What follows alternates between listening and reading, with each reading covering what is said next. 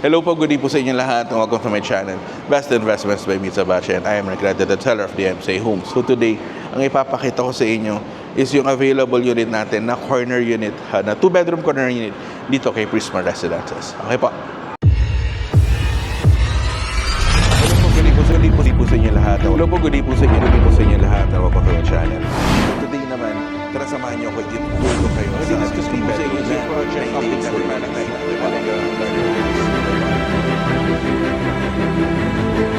Best Investments by Mitsubishi, and I am an accredited seller of the MCA Home.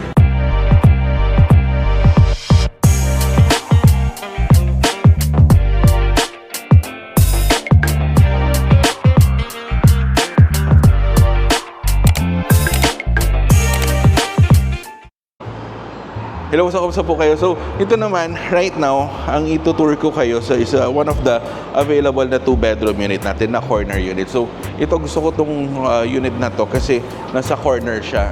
And bukod doon, dalawa yung balcony mo. So, ito right now, and also hindi pa yon, nasa atrium level siya. So, to mapakita ko po sa inyo, this is the atrium level natin. Ito yung for every 5 floors, meron tayong ganitong atrium garden na tinatawag. Kaya hindi nyo makararamdaman kahit na nasa higher floor ka na. Makita ninyo, di ba? Nasa 42nd floor ako, di ba? Parang nasa ground lang ako. And also, dito rin sa part na to, ito yung may sky patio tayo. Ito yung holes na nakikita ninyo sa labas. So applicable ito sa karamihan ng projects namin.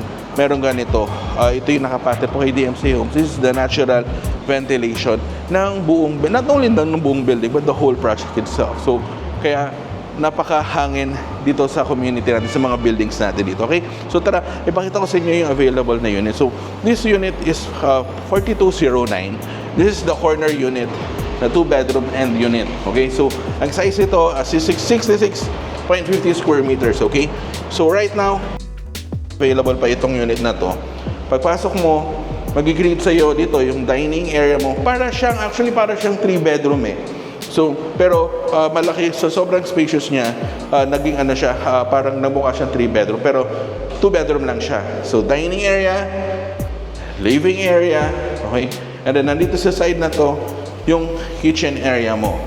Okay, so kasama pa rin yung turnover deliverables natin yan. Included yan, yung cabinet system natin.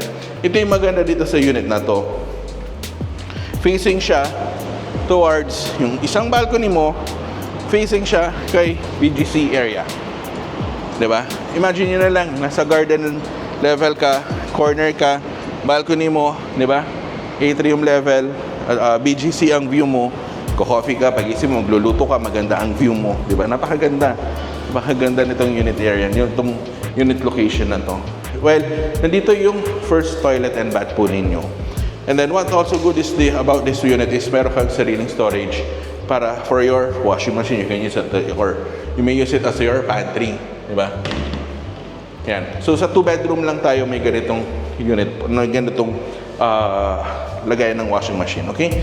Ngayon, dito muna tayo sa bedroom 2. So, sa bedroom 2, ito yung second bedroom natin. Very spacious din siya. Provision for window type aircon. Tapos ito yung window mo. Okay? Ngayon, dito tayo sa bedroom 1. So, pagdating sa bedroom 1, spacious din. Itong bedroom 1 natin, dalawang. Meron kang awning window dito na ang view, ayan, BGC, di ba? Ngayon, yung balcony mo dito, meron kang sariling balcony.